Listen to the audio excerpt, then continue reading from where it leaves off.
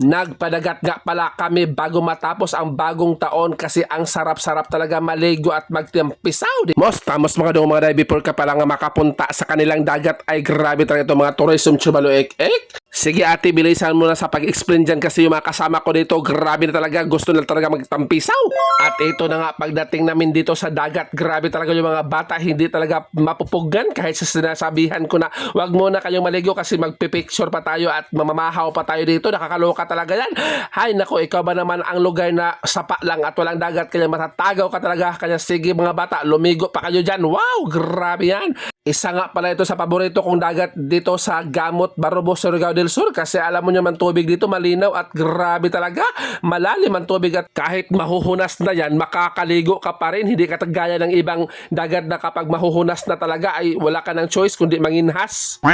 Eh kasi paano ba naman yan, hindi ka na makakalango, yung bagtak mo lang ang nadalit sa tubig, wah. At nagugusla na talaga kami yan, kaya hindi na kami nagpapapildi pa, nagsugba na kami ng baboy, isda, at hinawa-hiwa namin yung aming baboy, grabe talaga, pasintabi sa mga Muslim. At yan, nagtitimpla na ako ng kinilaw, grabe na talaga. At ito talaga pinakamasarap sa kinilaw, yung dyan ka sa tabi ng dagat at ukay-ukayan mo yung mga kinilaw na yan, grabe talaga, sarap. At ito mga kamote, partner sa kinilaw, biko at mangga. Pagkatapos ay itong kasaba cake, grabe talaga yung mga kasaba mo. At itong mga watermelon at iba pa, at yung pampano na niloto ko na tawag dyan, escabeche, paborito ng mga kabet yan. At itong manok, bihon, at itong mga sausawa namin, grabe, saging pa, grabe talaga, paano mo mauubos yan, mga dong mga day, grabe talaga, basta Happy New Year, happy ang all, talaga, nakakaloka yan. Yan may sinugba pa kami na isda na napakalaki, at grabe yan yung aming cottage na nirintahan. Ano na arag hapong kasabalay, nagnganga. Alina, saan naman ka, oy? Hay nako dong, kahambugiro mo talaga dong, nakakaloka ka, buti ka pa kasi nakaligo ka ng dagat, yung iba hindi, nakakaloka, wag mo na sabihin yan dong. Grabe, flex ko talaga yung mga view dito sa Panaraga, Barobo, Surigao del Sur, at syempre, moment of truth na talaga mga dong, syempre, nagugusla na mga person dyan, at kakain na tayo dito, grabe talaga, namumblema talaga kami, paano ba namin ubusin yung mga ganyang pagkain. Salamat nga pala sa mga blessings, wah! Oh. Kapita natutulog ko. Hindi talaga mawala ang cooks talaga. Grabe, pampahilis yan ng mga budhi.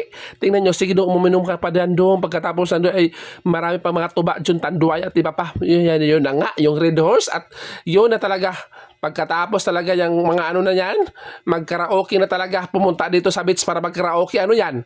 Wah! Pagkatapos kumain at dito na ako, maglakaw-lakaw na ako dito sa kanilang dagat talaga, grabe talaga. Habang ako'y naglalakaw-lakaw dito, naisip ko talaga na, grabe ang ganda pa na talaga dito, parang nakapunta ka na talaga ng Boracay kahit wala pa, grabe talaga. Tingnan nyo naman yan, grabe dito lang yan sa Gamot, Barobo, Surigao del Sur, tingnan nyo naman yan. Hindi ka talaga magmamahay dito kasi masarap, maganda at hindi talaga siya crowded dito. At siyempre, magmartis din ako sa aming mga kapitbahay dyan, Wow, grabe, ano kaya pinag-uusapan nila? Hanggang dito ba naman marami mga marites na churbalu-ek-ek dyan? At ang mga bata talaga, grabe.